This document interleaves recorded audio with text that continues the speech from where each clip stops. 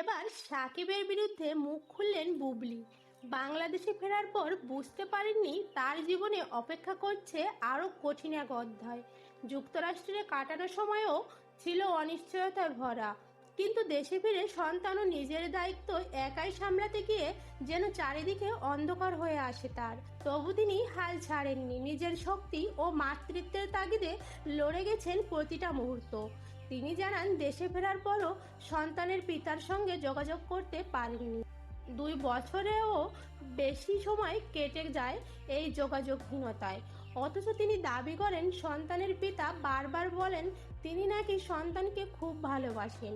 যদি তাই হয়, তাহলে এতদিন পরে কেন দেখা করলেন? একজন বাবা হিসেবে এতদিন কেন দায়িত্ব নিলেন না তিনি? এমন প্রশ্ন এখন তার কণ্ঠে ঝরে পড়ে তীব্র কষ্টের সঙ্গে। তিনি বলেন, আমি তখন মানসিকভাবে ভেঙে পড়েছিলাম। মাথার উপরে ছায়া ছিল না, অর্থনৈতিক দিক থেকেও ছিলাম বিপর্যস্ত। সন্তানের দুধ, ডাইপার, ওষুধ সবকিছুরই খরচ একাই বহন করতাম। আমি নিজে কাজ করতে চেয়েছিলাম, কিন্তু সন্তানকে একা রেখে বাইরে যাওয়া সম্ভব ছিল না। আমি শুধু চেয়েছিলাম ওর বাবা অন্তত সন্তানটার পাশে থাকুক, ওর দায়িত্বটা নিক, কিন্তু সাড়া পায়নি। এই অবস্থায়ও তিনি নিজের আত্মসম্মান বজায় রেখে এগিয়ে যান। পরিবারের সহযোগিতা থাকলেও সীমাবদ্ধতা ছিল অনেক। আমার পরিবার আমাকে কখনো একা ফেলে দেয়নি, কিন্তু করোনার সময় যোগাযোগ করা, সাহায্য পাওয়া সবকিছুই কঠিন ছিল। তবু তারা চেষ্টা করেছে আমার পাশে থাকতে। সবচেয়ে কঠিন মুহূর্ত আসে সন্তান জন্মের সময়। হাসপাতালের সেই স্মৃতি আজও তাকে নাড়া দেয়। তিনি বলেন, আমি যখন লেবার পেনে ছিলাম, প্রচণ্ড ব্যথায় আমি প্রায় অচেতন হয়ে পড়ি।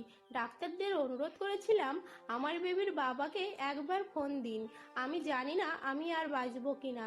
আমি শুধু চাইছিলাম অন্তত একটা কথা বলতে। অচেতন অবস্থায়ও তিনি অনুভব করছিলেন সন্তানকে বাঁচিয়ে রাখার জন্য তার লড়াই করতে হবে। আমি ডাক্তারদের বলছিলাম, যদি কিছু হয় আমার বাচ্চা যেন বাঁচে, কারণ আমি জানতাম আমার জীবনের চেয়ে তার জীবন এখন অনেক বেশি গুরুত্বপূর্ণ, বলেন তিনি কণ্ঠ ভারী করে। হাসপাতালের স্টাফরা তখন তাকে হুইলচেয়ারে তুলছিল।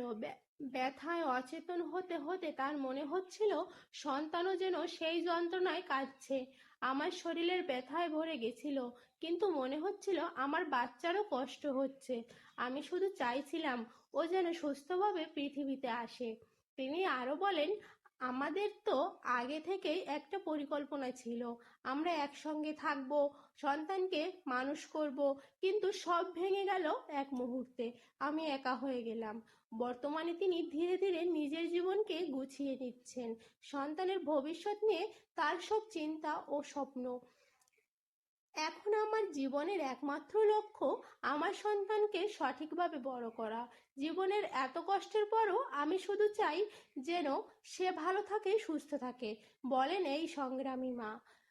সেলিব্রিটিদের নিয়ে এমন আরও অজানা তথ্য পেতে আমাদের চ্যানেলটি সাবস্ক্রাইব করুন। ধন্যবাদ।